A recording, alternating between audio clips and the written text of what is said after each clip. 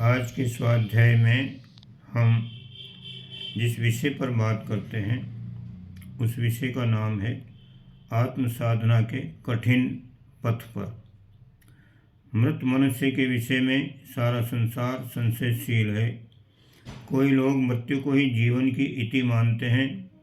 कोई कहते हैं कि शरीर, इंद्रियां, मन और बुद्धि के अतिरिक्त कोई आत्मा है जो मृत्यु के पश्चात लोकांतरों में भ्रमण करती है।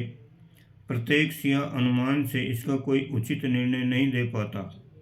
इस गूढ़ प्रश्न को लेकर एक दिन महर्षि उद्दालक के पुत्र नचिकेता ने यमाचार्य के पास जाकर अत्यंत विनीत भाव से पूछा, हे देव, आप मृत्यु के देवता हैं, अतएव मैं ये आत्म तत्व आपसे जानना चाहता हूँ। ऋषि बालक की जिज्ञासा पर एक क्षण यमाचार्य को बड़ी प्रसन्नता हुई, पर दूसरे क्षण वे प्रश्न की गहराई में डूब गए। आचार्य ने पंचाग्नि विद्या का ज्ञान बड़ी कठोर तपश्चर्या के बाद प्राप्त किया था। वे साधना पथ की कठिनाइयों से पूरी तरह अवगत थे। बालक की दृढ़ता पर वे एकाएक विश्वास न कर सके, अतः उन्होंने नचिकेता को संबोधित करते हुए कहा कि हे वत्स, तुम इस आत्मज्ञान को प्राप्त कर क्या करोगे? मैं तुम्हें सुख सामग्रियों से भरा पूरा राज्य कोष, घोड़े, हाथी, रूपवती स्त्रियां और 100 वर्ष जीने वाले बहुत से पुत्र दे सकता हूँ। तुम चाहो तो इन्हें प्राप्त कर बहुत दिनों तक इस धरती का सुख उपभोग करो। ये आत्मज्ञान बड़ा कठिन है।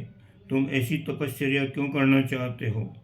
दीर्घ जीवन व्यापी सामर्थ्य प्राप्त कर इस संसार के सुख उपभोग क्यों नहीं मांग लेते? यमाचार्य का इन प्रलोभपूर्ण बातों का नचिकेता पर कोई प्रभाव नहीं हुआ। उसने कहा, भगवान, ये वस्तुएं जो आप मुझे देना चाहते हैं, पता नहीं कब तक मेरा साथ देंगी। फिर भोग शक्तियों को नष्ट करने वाले ही तो होते हैं, और शक्तियों के नाश से मनुष्य निश्चित ही दुखी होता है और मृत्यु की ओर अग्रसर होता है। मैं इस मृत्यु रूपी भय से छुटकारा पाना चाहता हूँ। शरीर के सौंदर्य और विषय भोग को अनित्य और क्षणभंगुर समझकर ऐसा कौन बुद्धिमान होगा जो आत्मज्ञान की अपेक्षा दीर्घ जीवन और सांसारिक वैभव विलास को बड़ा मानेगा? नचिकेता की प्रबल आत्म जिज्ञासा के भाव को देखकर यमाचार्य संतुष्ट हुए और उन्होंने नचिकेता को आत्म तत्व का उपदेश दिया। जिस बात को यमाचार्य और नचिकेता के इस कथानक में बताया गया है, आत्म साक्षात्कार के साधक के जीवन में वैसी ही घटनाएं घटित होती हैं। मनुष्य की साधारण जिज्ञासा और आत्म साक्षात्कार के बीच जो जीवन शोधन की आवश्यकता शर्त लगी हुई है वह अति दुस्तर है। इसलिए शास्त्रकारों ने कहा है, क्षुरस्य धारा निशिता दुरत्यया दुर्गपतस्तत् कवयो वदन्ति। ये आत्मज्ञान का मार्ग छुरे की धार पर चलने के समान कठिन है, ऐसा कवि मनुष्यों का निश्चित मत है। बात भी प्राय ऐसी है, क्योंकि मनुष्य की स्वाभाविक जीवन क्रम में चलते रहने की जो प्रवृत्ति होती है, जल को किसी स्थान पर लुढ़का दिया जाए तो वह अपना रास्ता आप बना लेता है। नीचे की ओर बहने में उसे कोई कठिनाई नहीं होती। संक्षेप में हमारा जैसा जीवन क्रम चल रहा है उसे वैसा ही चलते रहने दें तो इसमें न कोई असुविधा होगी न कठिनाई। कठिनता तो अपने आप को ऊपर उठाने में ही होती है। पानी को अपनी सतह से ऊंचा उठाना हो तो उसे विशेष प्रयत्न पूर्वक बड़ी कठिनाइयों के साथ ऊपर चढ़ा पाते हैं। आत्मा को लघुता से विभुता की ओर अग्रसर सबसे पहली आत्म साधना जीवन को शुद्ध बनाना है। पाप और विकार ही आत्मा के बंधन माने गए हैं, अतः उनसे मुक्ति पाने का प्रयत्न किया जाता है। पीछे जो पाप हो गए हैं उनके प्रक्षालन के लिए प्रायश्चित और तपश्चर्या करनी पड़ती है। इसके बिना आत्मज्ञान के लिए जिस एकाग्रता और दृढ़ता की आवश्यकता होती है वह नहीं हो पाती। पापों में रत और चित्त वृत्तियों का शोधन न करने वालों के मन सदैव अशांत रहते हैं। ऐसी अवस्था में शब्द पांडित्य या केवल सैद्धांतिक ज्ञान काम नहीं देता। आत्म साक्षात्कार के लिए इंद्रिय लालसाओं से मुक्त होना, शुद्ध संयत और समाहित होना अत्यंत आवश्यक है। पर इंद्रिय विजय यूं ही नहीं हो जाती। जब तक व्रत, उपवास, तितिक्षा आदि के द्वारा आत्मा का शुद्धिकरण होता है, प्राणायाम, ध्यान, धारणा आदि के द्वारा उसे शक्तिशाली बनाया जाता है।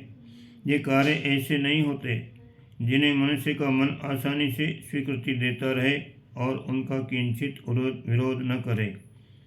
बुद्धि पाप, इच्छाओं और वासनाओं पर लगाम लगाती है, उन्हें बार बार नियंत्रण में लाती है, किंतु इंद्रियां और उनके विषय भी बड़ी शक्तिशाली और प्रमथनकारी होते हैं। चोट खाए हुए सर्प, हारे हुए जुआरी की तरह वे बार बार दांव लगाते हैं और परिस्थितियां पाकर मनुष्य की सारी बुद्धि और विवेक से घमासान हलचल मचा देते हैं। काम और क्रोध, लोभ और मोह, भय और आशंका के तूफान एक क्षण मनुष्य की बुद्धि पर पर्दा डाल देते हैं, उसे साधना से विचलित करने का हर संभव प्रयास करते हैं। कुचली हुई वासनाओं को जब भी अवकाश मिलता है, वे ऐसे ऐसे प्रलोभनकारी रूप रचकर मनुष्य को लुभाती रहती हैं। आत्मज्ञान का सारा महत्व उसकी आंखों से ओझल हो जाता है। बात की बात में साधक पथभ्रष्ट होकर रह जाता है। ऐसे कठिन समय में जिनकी बुद्धि में विवेक होता है, जिनका मन एकाग्र और समाहित होता है, उसी की इंद्रियां सावधान रहती हैं और वही आत्म साधना के पथ पर धैर्यपूर्वक अंत तक टिके रह पाते हैं। आत्मज्ञान की इच्छा करने वालों को स्पष्ट समझ लेना चाहिए कि जो अनावश्यक जान पड़ती हों, कम से कम उन कामनाओं का तो परित्याग करना ही पड़ता है। अपनी बुद्धि को यथासंभव एकाग्र और निर्मल बनाने की वैसी आवश्यकता होती है जिस प्रकार भरे हुए जल में प्रतिबिंब देखने के लिए लहरों को रोकना आवश्यक होता है। कामनाएं एक प्रकार की लहरें ही होती हैं जिनके रहते हुए आत्मा का प्रतिबिंब साफ नहीं झलकता। इस बात का पक्का और पूर्ण विश्वास हो जाने पर किसी मार्गदर्शक की आवश्यकता नहीं रहती। इसके बाद आत्मा स्वयं अपना गुरु, नेता या मार्गदर्शक हो जाती है और सभी सद आचरण स्वतः उसमें प्रकट होने लगते हैं। वह स्वयं ही सत्य और शुद्ध चरित्र में बनने लगता है।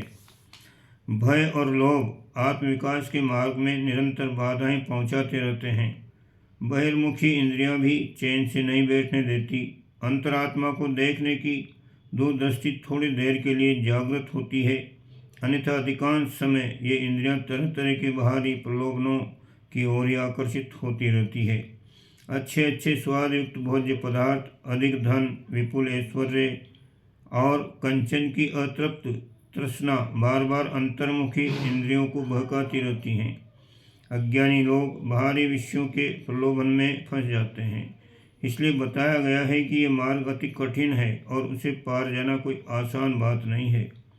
पर अमृत तत्व की तीव्र आकांक्षा रखने वाले साहसी पुरुष इंद्रियों की क्षणिक लोलुपता और मन के विद्रोह के आगे नहीं झुकते। वे नचिकेता की तरह ही निष्ठा भाव से आध्यात्मिक विकास की साधना में संलग्न रहते हैं और आत्मज्ञान का लाभ प्राप्त करते हैं। ये मार्ग कायरों के लिए कठिन है, पर पुरुषार्थियों के लिए कठिन नहीं होता। वे इन कठिनाइयों में भी अपने जीवन का आनंद ढूंढ लेते हैं और अंत तक तत्परता पूर्वक अभ्यास करते हैं। यह आत्मा अंत में उन्हीं वीर पुरुषों को प्राप्त होती है, वही स्वर्ग और मुक्ति के अधिकारी होते हैं। ओम शांति।